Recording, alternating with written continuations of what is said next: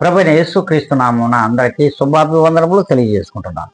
ఈ దినం దేవుడు మనకిస్తున్నటువంటి వాగ్దానం మలాకీ గ్రంథంలో నుండి 4వ అధ్యాయము 1వ లేఖనం. నియమింపబడిన దినము వచ్చుచున్నది, కొలిమి కాలునట్లుగా అది కాలును. అవును, ప్రభు యొక్క రాకడ సమయం దేవుడు నిర్ణయించి ఉన్నాడు.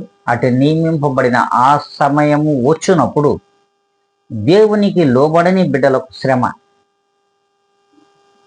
దేవుని మాట వినలోని జనులకు శ్రమ, దేవుని మాట వినకపోవడమే పాపం, దేవుని మాటను అనుసరించకపోవడమే, ఆచరించకపోవడమే, సత్యమునకు సాదృశ్యంగా నువ్వు జీవించకపోవడమే, నీతిగా బ్రతకపోవడమే, యథార్థంగా ఈ లోకంలో జీవించకపోవడమే పాపం.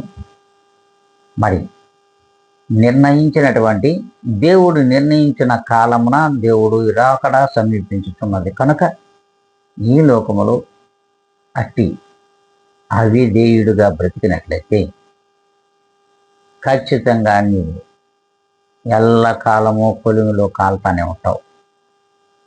అగ్ని ఆరదు, పొరుగు చావు. ఇలా ఉండాలనుకుంటున్నావా ప్రియమైన దేవుని బిడ్డలారా?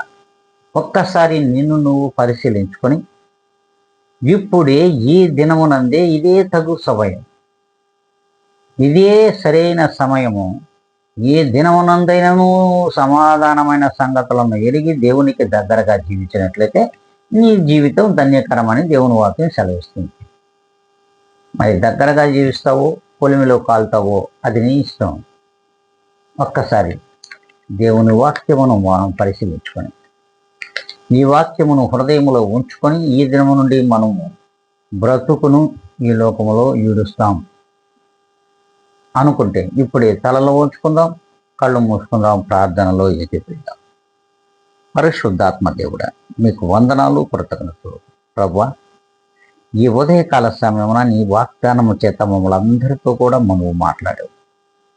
అవును, తగు కాలము వచ్చుచున్నదని, కొలిమి కాలునట్లుగా ఈ లోకములో నువ్వు కాలొద్దని దేవుని వాక్యం ద్వారా సెలవిస్తున్నావు.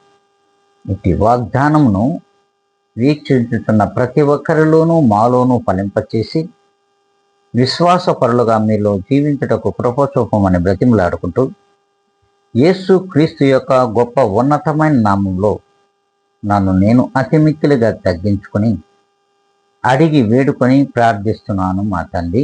ఆమేన్.